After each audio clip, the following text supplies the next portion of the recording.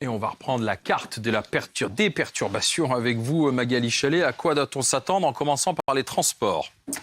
Eh bien, la SNCF, d'abord, 70% des conducteurs seront en grève demain. Le groupe prévoit un trafic très fortement perturbé avec seulement un TGV sur 3 au niveau national. Dans le détail maintenant, je vous laisse regarder cette carte. Sur l'axe nord, 2 inouïs sur 5. Sur l'axe est, 1 sur 2. Et je vous laisse regarder plus précisément.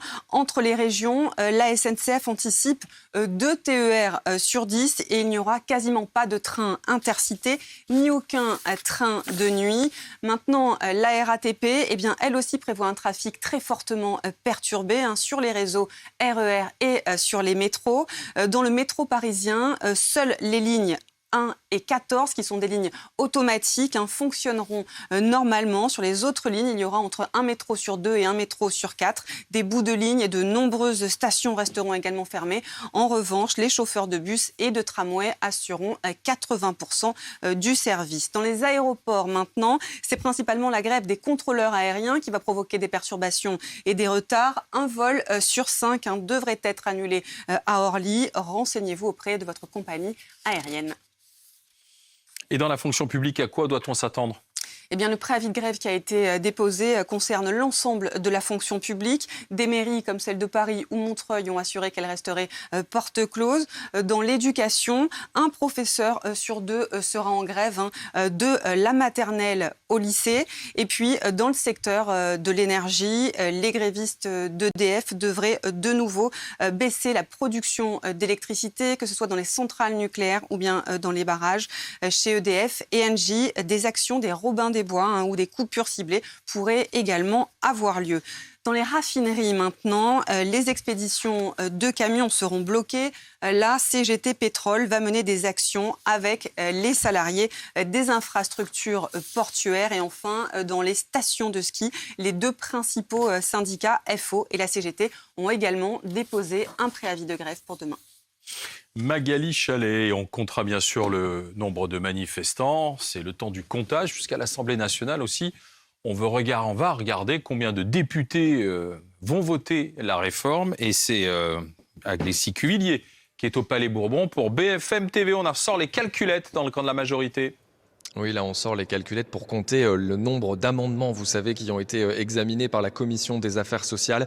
On était à peu près autour de 120 avant 18h, nous disait la présidente de la Commission des affaires sociales, Fadila Khattabi. Il en reste donc encore 5000 à examiner d'ici mercredi soir. Cette présidente qui se retrouve contrainte, c'est le jeu parlementaire, par les nombreuses prises de parole des élus de la NUPES qui sont venus en force pour cette première journée d'examen. Un échange animé a opposé la présidente tout à l'heure avec le député communiste Sébastien Jumel sur la menace de ces coupures de courant pour les permanences parlementaires. Écoutez. Si on vous coupe le jus aux 3 heures dans vos permanences, je ne veux pas vous entendre pleurer. Si on vient toquer à vos portes pour vous expliquer la mauvaise réforme, vous ne viendrez pas pleurer. Franchement, quand on a ce genre d'intervention où on est provocateur et nous faire la leçon sur vous n'aimez pas le service public, non, vous faites les questions et vous faites les réponses.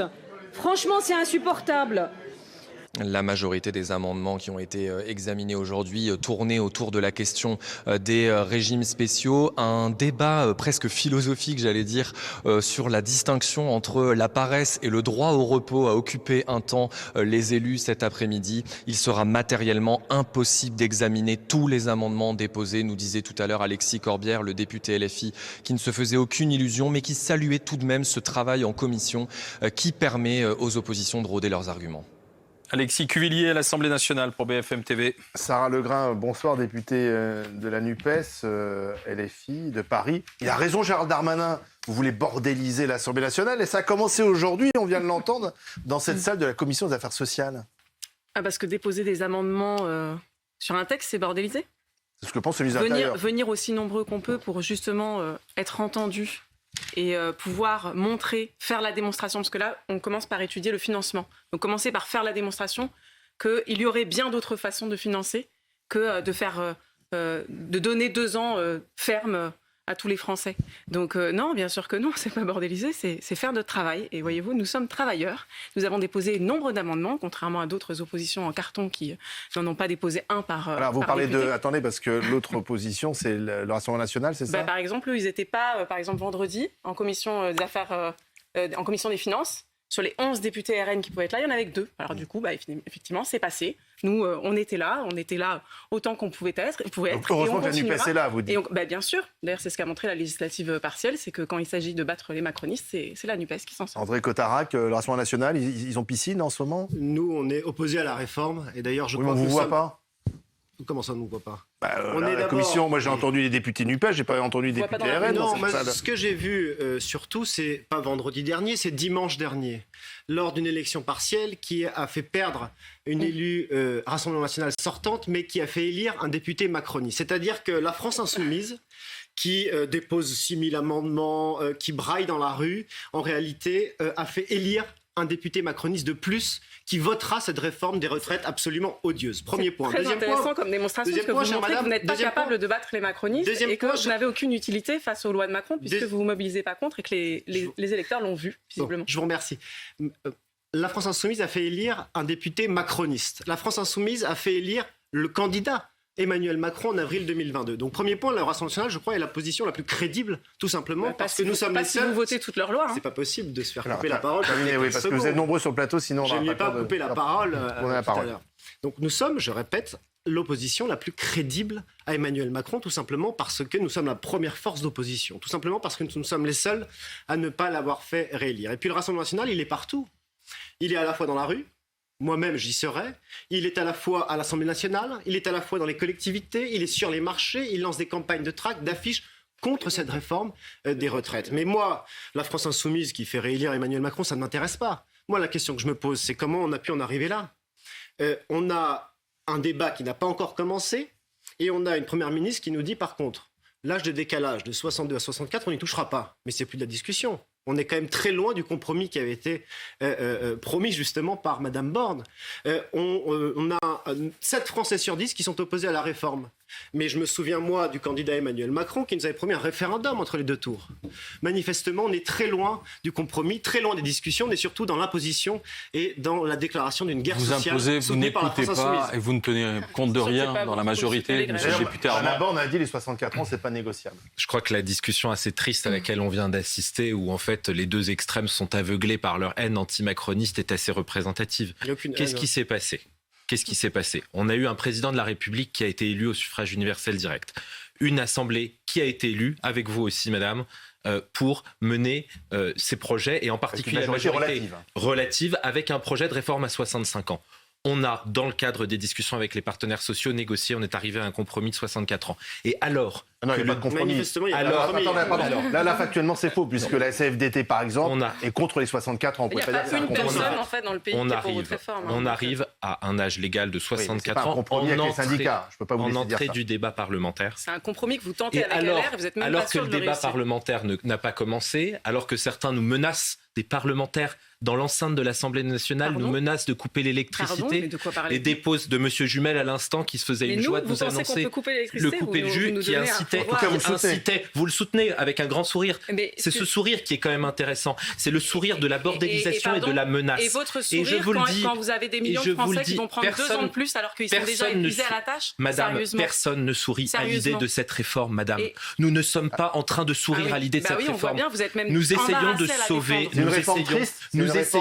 Non, c'est une réforme courageuse et difficile. Vous ne sauvez rien du tout, vous dont le sauvez but vos est de économies. sauver le système de retraite par répartition que la NUPES, avec sa proposition de réforme à 60 ans et sa centaine de milliards supplémentaires de dettes, veut écraser. Voilà la réalité. Nous voulons sauver le régime de retraite par répartition et je le dis clairement, nous sommes ouverts au débat parlementaire, mais nous ne sommes pas ouverts, madame, à la menace. Débat parlementaire raccourci, quand même. 50 jours. Mais alors, justement, Laurent Neumann, on essaie de comprendre, parce qu'on a Madame Borne qui nous dit, ce week-end, les 64 ans, c'est plus négociable, on est passé de 65 à 64 ans, on n'ira pas plus loin, mais derrière, on peut quand même aménager certaines choses. Est-ce que ça suffira à faire passer le texte à l'Assemblée nationale et à calmer la colère sociale qui va encore se manifester demain dans les rues ? Alors, point 1, la bataille de l'opinion, elle est perdue. C'est terminé. Le match aller, il est fini. Donc le match retour, il se joue à l'Assemblée. Il y a 2 chiffres qu'il faut retenir. 617 amendements des Républicains, 179 amendements des partis de la majorité. C'est là où ça se joue. C'est là où ça se joue parce que Elisabeth Borne l'a dit, les 64 ans, on n'y touchera pas. D'ailleurs, au passage... Donc elle va prendre uniquement les amendements de sa majorité. Les 43 ans de cotisation accélérée réforme Touraine, on n'y touche pas non plus. Donc on peut toucher au reste.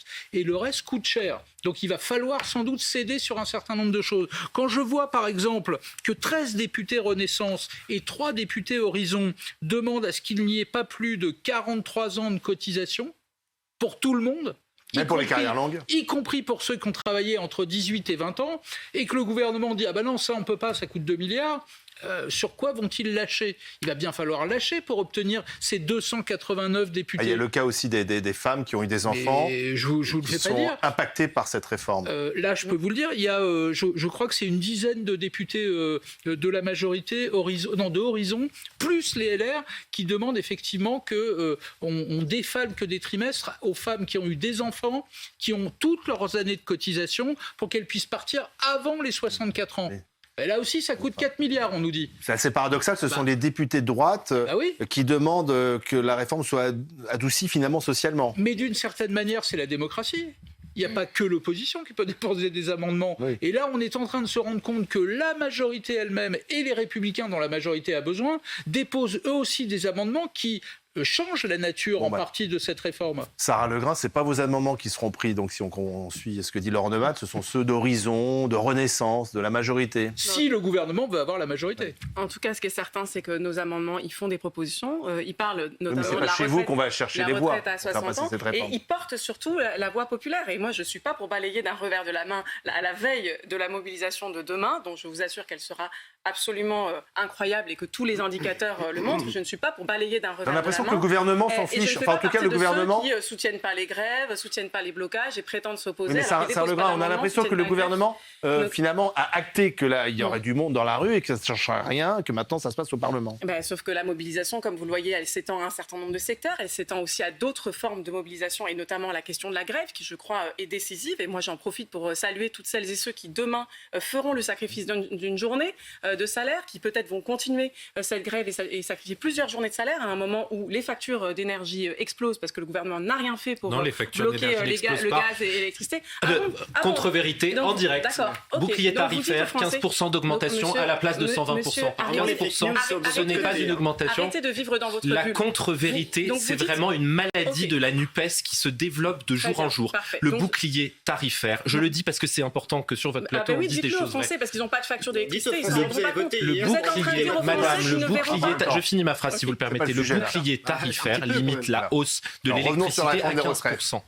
C'est juste important de ne pas en profiter pour dire des mensonges. Donc vous dites aux Français que leurs factures ne vont pas augmenter là. Vous osez leur dire ça. Vous dites aux commerçants qui sont menacés de fermeture que leurs factures n'augmentent pas. Vous leur dites aussi qu'ils ne vont pas prendre 2 ans de plus pour les retraites. Vous mélangez tout volontairement. Je crois que les Français, ils ont compris la responsabilité du gouvernement dans la difficulté dans laquelle ils se trouvent aujourd'hui. Ils ont compris que le gouvernement, la seule réponse qu'il apportait, c'était de les mettre encore plus dans la difficulté avec cette réforme. Sinon on n'arrivera jamais. On voit quand même que finalement l'enjeu pour Macron, c'est plus savoir précisément qui à l'Assemblée nationale peut voter sa réforme que le nombre de manifestants demain. Oui, clairement. D'ailleurs, ils font même plus semblant de vraiment vouloir entendre ce que dit la rue aujourd'hui. Vraiment, c'est quasiment derrière. Et ce que demande la rue, c'est 64 ans. Le gouvernement a déjà dit non. Là, on est en train, en effet, de parler d'amendements qui pourraient satisfaire soit ceux qui hésitent dans la majorité, soit les députés de droite qui hésitent aussi. Et le gouvernement a une inquiétude plus forte sur les députés de droite que sur les quelques Horizon, Renaissance ou Modem qui, à ce stade, hésitent parce que ce sont toujours un peu les mêmes qui parlent fort et qui viennent sur les plateaux, que nous avons reçus ici, par exemple, à BFM TV, mais qui, bien souvent, à la fin, votent. Ce ne sont pas des frondeurs comme on avait vu sous François Hollande. Non. Ça ne va pas l'éteindre. Il y a une contestation sociale. Tout ça ne va pas éteindre cette contestation. Non, mais le gouvernement fait le pari qu'elle restera contenue, c'est-à-dire qu'elle ne dérapera pas. Mais elle est déjà au-delà. Ce sont des contestations qu'on a vues par le passé. Non, mais elle est déjà au-delà de 95. Le pari du gouvernement, il est extrêmement simple. Ils ne peuvent pas avoir d'un côté la mobilisation dans la rue, des taux de grévistes extrêmement importants, et en plus ne pas avoir de majorité à l'Assemblée pour voter. Donc le 49.3, c'est exclu. Les ordonnances, ça n'est pas possible. Il ne peut pas y avoir deux passages. Il ne faut pas perdre sur les deux faces. Donc le pari du gouvernement, c'est de dire on va trouver une majorité coûte que coûte. coûte que coûte. Et si on l'obtient, le front syndical explosera. Parce que la CFDT, l'UNSA peut-être, ne continuera pas à manifester si la loi est démocratiquement votée à l'Assemblée. Mais à l'heure où on se parle, le gouvernement n'est pas sûr du tout d'avoir cette majorité. Andréa Cotarac, il y a aussi la menace de la dissolution. Hein. À tout moment, Emmanuel Macron peut dire je dissous. C'est ce que je disais, c'est-à-dire qu'on a un gouvernement plutôt aveugle qui n'écoute pas, hein, il ne s'en cache plus, vous l'avez dit, Olivier Véran a dit peu importe, ce qu'il soit 1 ou 2 millions ou 5 millions, ça ne changera pas. On n'a pas encore entamé le débat qu'Elisabeth Borne nous dit c'est pas négociable, le décalage de 62 à 64. En fait, c'est déjà passé de 65 à 64, elle ne veut pas aller au-delà. Donc, si vous voulez, on a un gouvernement qui est aveugle et qui n'écoute pas. Et de l'autre côté, on a évidemment un peuple français qui s'y oppose, on a des syndicats qui s'y opposent, et puis on a aussi beaucoup d'électeurs, y compris du Rassemblement national, qui vont défiler demain dans les rues. Donc on a un gouvernement aveugle, 7 Français sur 10 qui s'opposent à cette réforme, 8 sur 10 qui craignent un chaos social dans le pays. Donc nous, on dit au Rassemblement national, non pas des débats de fioritures où on appelle à voter pour un macroniste qui a plus d'amendements, on demande tout simplement de faire confiance aux Français. On demande un référendum, que les Français tranchent. Vous connaissez la réponse du référendum. Pourquoi ? Oui, mais pourquoi je dis ça ? Parce que c'est le seul débouché, c'est le seul débouché transparent. Et après, pacifique. Emmanuel Macron doit partir s'il perd le référendum, c'est ça ? Parce que, allons au bout du scénario. Tout simplement, Emmanuel Macron n'avait pas engagé cette guerre sociale dès l'année 2023. Et si vous perdez, il faut que les grèves s'arrêtent. C'est ça que vous êtes en train de dire, en fait, monsieur. Vous êtes en train, vous ne soutenez pas les vous ne faites pas grévistes. confiance aux Français, c'est dommage. Et précisément, je me souviens de vos slogans, c'était place au peuple. Manifestement, ça a changé. Aujourd'hui, c'est place aux députés. Je fais tellement confiance. Il n'y a pas très longtemps. Je fais tellement confiance aux mobilisations que précisément, c'est grâce à ce type de mobilisation qu'on a eu les congés payés. C'est grâce à ça qu'en 95, le gouvernement a dû reculer. Oui, mais ensuite, il n'a plus jamais reculé. Il y a 2 exemples sur les dernières années, y compris sous le gouvernement de gauche. Ils n'ont pas reculé. L'opinion a bien bougé. Et je peux vous dire qu'on a des exemples. Quand le CPE avait été promulgué, qu'il a été retiré, ça veut dire que qu'une mobilisation peut faire. Maintenant, j'aimerais réagir Demandez aux manifestants s'ils sont J'ai un petit doute sur votre raisonnement quand vous dites qu'ils ne peuvent pas utiliser 49.3 à l'ordonnance. Et vous considérez que ce serait un coût très, très élevé. Dans ce cas-là, pourquoi le gouvernement a-t-il choisi précisément de recourir à un véhicule législatif, de détourner la législation en recourant au fameux 47.1 qui leur donne la possibilité à la fois de contraindre les débats, de passer par 49.3 parce que c'est un texte budgétaire, donc ils ont encore le droit à un 49.3, et ensuite de passer par ordonnance si le texte n'a pas été voté. Surtout pour que le débat dure pas plus de 50 jours. Ils se sont dotés les moyens de passer en force, et c'est pour ça que le peuple doit absolument rester mobilisé, car ils se sont donné les moyens de se passer en force à l'Assemblée.